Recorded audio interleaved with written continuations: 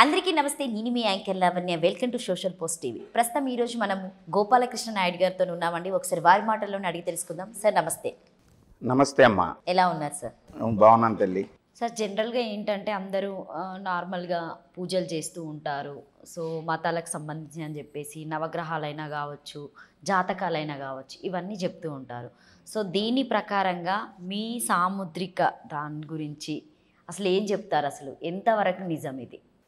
Okay, ఇవి మీరు పూజ అన్నారు. పూజ తర్వాత నవగ్రహాలు, జాతకాలు, దేవుడు, ఎవరి మతాలకు సంబంధించి మతాలు, సాంప్రదాయాలు, అలవాట్లు, ఇవన్నిటినీ తీసుకొచ్చేసి అన్నీ మనిషికి సంబంధించినటువంటివే, అన్నీ కలిపి ఒకటే.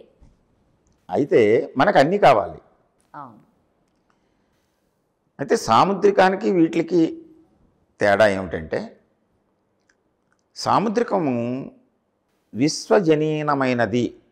అంటే అందరికీ, ఈ సృష్టిలో పుట్టినటువంటి వాళ్ళు, గతంలో జన్మించినటువంటి వాళ్ళు, ఇప్పుడు ఉన్నటువంటి వాళ్ళు, భవిష్యత్తులో పుట్టబోయేటటువంటి వాళ్ళు అందరికీ కూడా చెందినటువంటిది సాముద్రిక శాస్త్రం. మీరు చెప్పినటువంటి ఇవి ఉన్నాయి చూసారా, ఈ సాముద్రిక శాస్త్రం ప్రకృతిలో మనం భాగాలం గనక నవగ్రహాలు, పంచభూతాలు, అంతవరకు సాముద్రిక శాస్త్రం లింకుబడి ఉంటుంది. పూజ అన్నారు. పూజ అంటే ఇది వ్యక్తిగతం. అంటే మన మనసులోంచి వచ్చినటువంటి కోరికకు అనుగుణంగా మనం ఒక దేవుణ్ణి, ఒక విగ్రహాన్ని, ఒక మతాన్ని మనం ప్రతిష్ఠించుకుని ఆరాధిస్తాం. ఆ శక్తే మనల్ని నడుపుతుందని ఆరాధిస్తుండు. దానికి ఆరాధన, భజన, నైవేద్యం, దానికి మళ్ళీ సాంప్రదాయాలు జోడించి ఫలానా రోజున ఈ దేవుడు, ఫలానా రోజున ఈ దేవత, ఫలానా దేవుడికి ఈ పదార్థం ఇష్టం, దానికి నైవేద్యం. అది దేవుడికి కాదు ఇష్టం, మనకి. ఈ దేవుడు ఈ డ్రెస్ వేసుకోవాలి,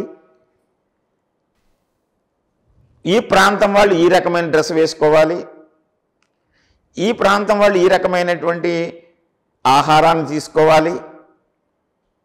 ఇవన్నీ మనం కల్పించుకున్నటువంటి కొన్ని ప్రాంత, దేశ, కాల, వ్యక్తి పరిస్థితులకు అనుగుణంగా ఏర్పరచుకున్నవి తప్ప ఇవి సహజంగా ప్రకృతిలోంచి వచ్చినటువంటివి కాదు. మనం ప్రకృతిలోంచి వచ్చినటువంటి వాళ్ళం. ఈ అరచేయి కూడా ప్రకృతిలో మనతోటి పాటు వచ్చినటువంటిది. ప్రకృతిలో ఉన్నటువంటివి పంచభూతాలు, నవగ్రహాలు. వాటికి కొన్ని శక్తులు ఉన్నాయి. ఆ శక్తులు ఈ భూమి మీద పుట్టినటువంటి మనుషులందరి మీద సమానంగానే వాటి యొక్క శక్తుల్ని మనకి పంచుతూ ఉంటాయి.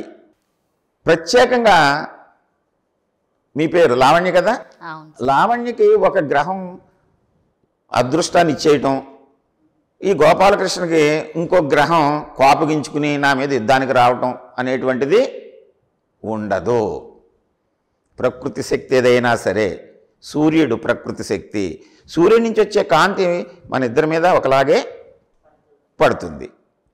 మనం బయటకు వెళ్ళామనుకోండి, మీకు ఎండ తట్టుకునే శక్తి ఉందనుకోండి, మీకు డి విటమిన్ బాగా వస్తుంది, చక్కగా మీరు ఆరోగ్యంగా ఉంటారు, ఎండ తట్టుకుంటారు. కొంచెం వయసు మళ్ళీ నేను ఎండలోకి వెళ్ళాను అనుకోండి, నేను సమస్యలు పడిపోతాను. దానికి వెంటనే సూర్యుడు నీ మీద కోపగించాడు, సూర్యగ్రహంగా అనుకుంటున్నాం కదా మనం, అంచేత దీనికి ఉపశాంతి చేయాలి, ఓ యజ్ఞం చేయాలి, ఓ పూజ చేస్తే తగ్గిపోద్ది అనుకోవటం భ్రమ.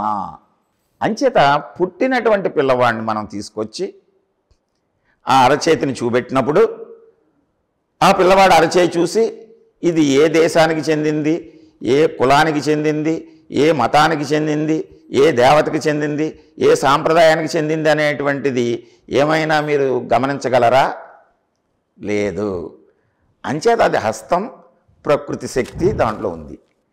అంతే. హస్త సాముద్రికం అంటే అందరికీ కూడా సృష్టిలో ఈ భూమి మీద పుట్టిన 840 కోట్ల మంది జనాభాకి వర్తిస్తుంది. అన్ని దేశాలకి, అన్ని ప్రాంతాలకి, అన్ని కాలాలకి, అన్ని మతాలకి, అన్ని ప్రాంతాలకి, అన్ని సాంప్రదాయాలకి వర్తిస్తుంది. దీనికి సాంప్రదాయ భేదం, మత భేదం లేదు. విశ్వజనీనమైనటువంటిది. అంచేత మీరందరూ దీన్ని అనుసరించవచ్చు, తెలుసుకోవచ్చు, ఆచరించవచ్చు.